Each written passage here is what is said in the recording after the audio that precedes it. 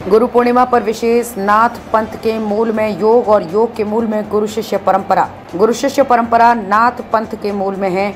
इस परंपरा से ही नाथ परंपरा आगे बढ़ी है। गुरु शिष्य परंपरा और नाथ पीठ के रिश्ते के गहरे होने की पुष्टि गोरखनाथ मंदिर में हर वर्ष गुरु पूर्णिमा पर्व पर मिलने वाले महत्व से भी होती नजर आती है। ये पर्व मंदिर में उत्सव की तरह मनाया जाता है। इस अवसर पर सभी को गुरु का महत्व बताया जाता है। सभी नाथ योगियों ने इस परंपरा को पूरी श्रद्धा और समर्पण के साथ कायम रखा है।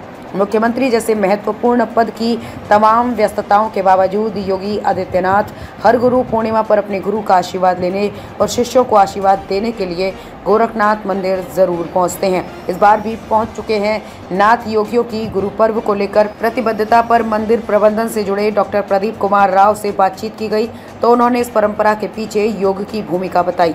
उन्होंने बताया कि नाथ पंथ की परंपरा के मूल में योग है और योग के मूल में गुरु शिष्य परंपरा। चूँकि योग पूरी तौर पर व्यवहारिक क्रियाओं पर आधारित है और बिना गुरु के इसे साधना मुश्किल ही नहीं असंभव है। ऐसे में योग और गुरु परंपरा को एक दूसरे का पूरक कहना गलत नहीं होगा। इससे नाथ पंथ और गुरुद्वारा पूर्णिमा के रिश्ते का स्वरूप भी साफ हो जाता है। योग की परंपरा को अगली पीढ़ी में हस्तांतरित करने के लिए ही नाथ पंथ की स्थापना के समय से ही गुरु शिष्य परंपरा उससे अनिवार्य रूप से जुड़ी रही। गुरु शिष्य परंपरा से ही नाथ पंथ की परंपरा भी अनवरत आगे बढ़ रही है। नाथ पंथ में गुरु ही ईश्वर है।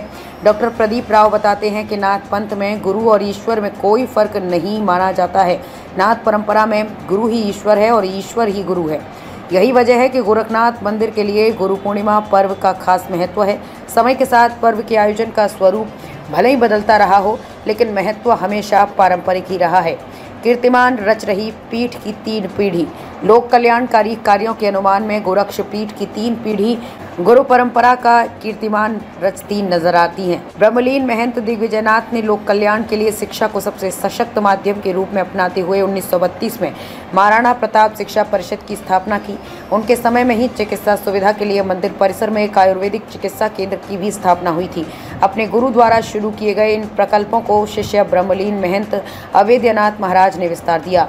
अब मुख्यमंत्री योगी आदित्यनाथ अपने गुरु की इस परंपरा को पूरी प्रतिबद्धता से आगे बढ़ा रहे हैं।